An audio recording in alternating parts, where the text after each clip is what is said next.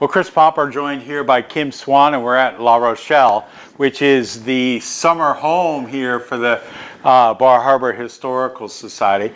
We're going to talk about a little bit about that, but we're here to talk about consolidation, which has a nasty connotation, but not in this sense. Tell us about connotation is going to make its premiere at the Criterion. Yes, Consolidation is premiering on Sunday, September 1st at 3 p.m. and it is another Peter Logue film. And Peter was the director of The Fire 47, which filled the Criterion twice. And then, of course, he's also the director of We Were an Island that's been very, very popular this summer. And so this is a film that we've done. The Historical Society is presenting it. And it's about the struggles and the process of consolidating the three MDI high schools into one in 1968. Which is 50 years ago. I mean, that class just celebrated their 50th anniversary. They were the first class that graduated from what is now MDI High School. Yes.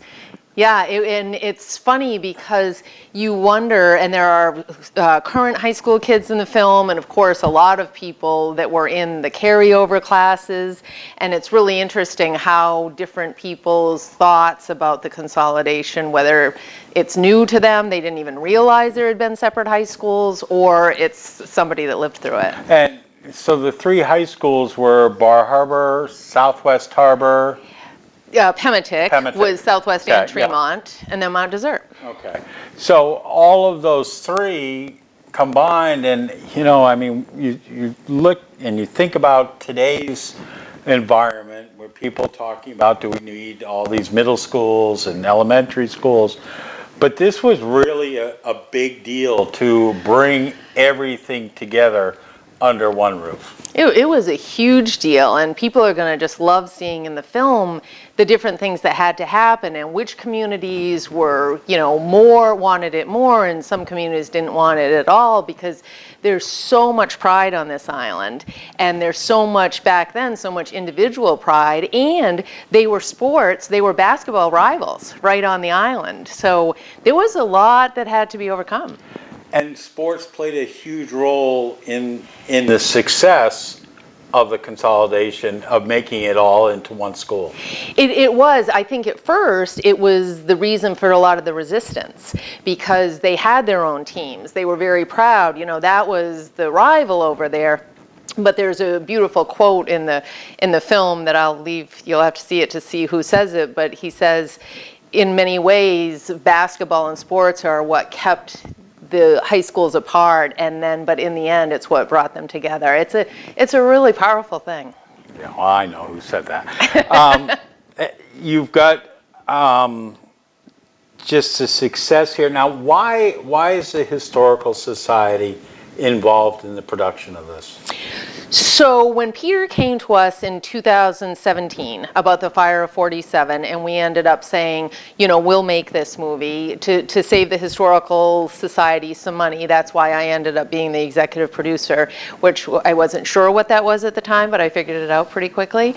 And you write checks, right? Yeah, you write checks and you organize all the kind of foolishness that people don't think about that has to happen behind the scenes. And that was so successful. And so actually Hilda Roderick, who's a neighbor of mine, about a month after Fire 47 came out, she said, so you realize that now, that was the 70th anniversary of the fire, now it's the 50th anniversary of the high school, and there's quite a story there. And I, admittedly, sweetly said to Hilda, oh my gosh, we'll look into that. And we just started doing a little bit of digging, and I talked to Peter about it, and then all of a sudden it had a life of its own, and everybody knew it was an interesting story, but once you get all these different vantage points, it's fascinating. Well, and that's it. And it's not so far back that a lot of the people that are in the movie have firsthand knowledge. Yeah, they totally have firsthand knowledge, and it feels like it's yesterday. So because it was so important, and they lived through it, and you know, I don't want to ruin the film, but there's stories, you know, somebody talks about how that last year at the individual high schools, the teachers and the coaches already knew who had gotten hired at MDI. So there were some dynamics that yeah, caused that we absolutely. never think about. Right. Which is, you know, it's very odd because my wife is going through not as something similar. I mean, where she teaches down in Newport at Nokomis High School, and they're just having a combined middle school, high school that's opening up, and it's a big dynamic to think about a brand new school. It is, and things that we don't think about. Even though it wasn't, I went to high school in 1976, freshman in 76, and have talked to so many of my friends, and actually friends a couple of years ahead. Bunky Dow, who was in the film, was 2 years ahead of me. And neither of us remember there being individual high schools. Right. But really, it wasn't even 10 years old yet. So even that far back, we still think of MDI High School, and there's a very definite difference. People that went to Mount Desert, Bar Harbor, and Pematic, and that pride versus those of us that it's just always been MDI. Right. And I'm not sure if you touch on it. Do you touch in about the gift of the land by the Rockefellers? We do, and the fact, because there's a lot of things there that aren't true. Growing up, we always heard, oh, it could have been the Rockefeller High School, and it could have had this, this, and that if they'd put the name on it. And any of us that have worked over the years with the Rockefellers know the last thing they want is their names on things. You know, when you offer to put their names, I know one of our board members, Earl Brecklin, and I had a long conversation about, you know, offering to name things Rockefeller, and they're so opposite of that. So I kind of love that that's kind of a urban myth that's being dispelled. He very much did, and I believe it's in the movie that Mr. Ford also, they did offer to and made money available for purchasing the land, but the whole idea that they were going to have the high school named after them, that never happened. Okay. How much is it to get in on Sunday, and how is there going to be a little party afterwards? What are we doing? Yeah, we're working on pulling together a little after party because that's always fun, and so many of the people, you know, it will start this conversation that I want to see started. The tickets are available now online. Criterion has been amazing to work with, as usual, and they're selling the tickets. It's $10 downstairs, $12 up. And if all goes well, it will be another Peter Logue sellout of the Criterion. So I would get the tickets ahead of time. Okay. And then you're going to make these available on DVD, similar to what the Fire 47. Yes, we hope very soon, certainly in time for the holidays, again, for gifts and stuff, we will have DVDs, and we'll make sure that everybody that's in the movie has one, and then they'll also be for sale.